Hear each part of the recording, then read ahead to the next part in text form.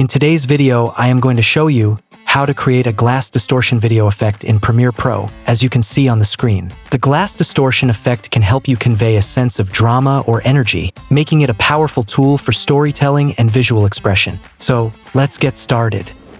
Alright, now we are inside Premiere Pro. As you can see on the timeline, I have got a video clip.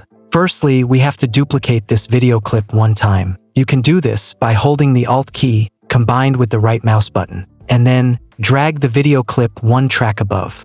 So, in total, we need 2 video clips. In this way, you can create a duplicate copy of the main video clip. In the next step, let's move over to the effects panel to apply an effect. This is a wave warp effect. The wave warp effect creates a wave, like distortion on your video clip. Now let's drag and drop the wave warp effect to the top video clip.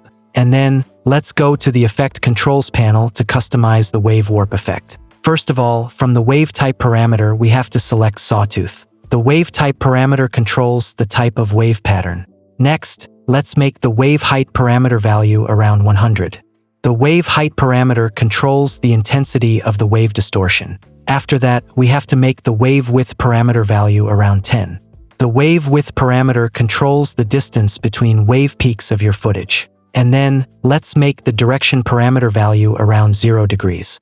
And lastly, we have to make the wave speed parameter value around 0. The wave speed parameter controls the speed of the wave animation. Now you can see the changes on the program monitor. In the next step, let's go to the effects panel to apply the wave warp effect again. And then, let's go to the Effect Controls panel to customize the wave warp effect. First of all, let's make the wave height parameter value around 20. And then, we have to make the wave width parameter value around 100. After that, let's make the direction parameter value around 30 degrees. And lastly, we have to make the wave speed parameter value around 0. Alright, now you can see the changes on the program monitor. The glass distortion video effect creation is complete. In the last step, let's move over to the effects panel to apply another effect. This is a transform effect. Let's drag and drop the transform effect to the top video clip. And then, let's go to the Effect Controls panel to customize the transform effect. Now, we have to make the scale parameter value around 102.